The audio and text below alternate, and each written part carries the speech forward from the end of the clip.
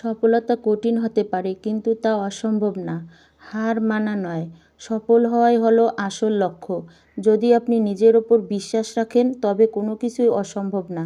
নিজের ওপর বিশ্বাস রাখা আর আল্লাহর নামে এগিয়ে যাওয়া, এটাই হলো সফলতার মূল চাবিকাঠি। আসসালামু আলাইকুম। আশা রাখি আপনারা ভালো আছেন। আলহামদুলিল্লাহ, আমিও ভালো আছি। প্রতিদিনের মতো আজও একটা নতুন ভিডিও নিয়ে আপনাদের সামনে। আশা করি আপনারা আমার ভিডিওটা দেখবেন এবং ভালো লাগলে একটা সাবস্ক্রাইব করে আমার সাথে থাকবেন।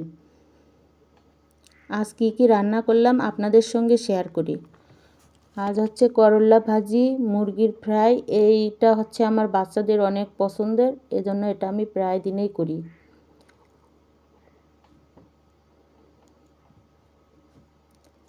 এর মধ্যে অবশ্য পেঁয়াজ কাঁচামরিচ ভেজেও দেব, এটা খেতে অনেক ভালো লাগে।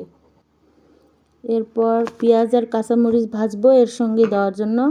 এই দুটো একসঙ্গে খেলে অনেক স্বাদ লাগে। তারপর রান্না করব গরুর মাংস।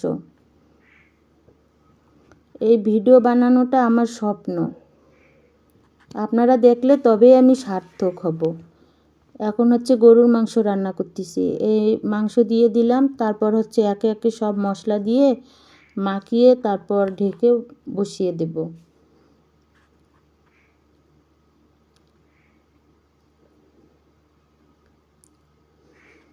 ভিডিওটা দেখবেন, ভালো লাগলে একটা লাইক কমেন্ট শেয়ার করবেন আর সাবস্ক্রাইব করে আমার সাথে থাকবেন।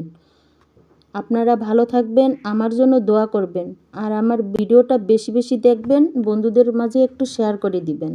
আল্লাহ হাফেজ।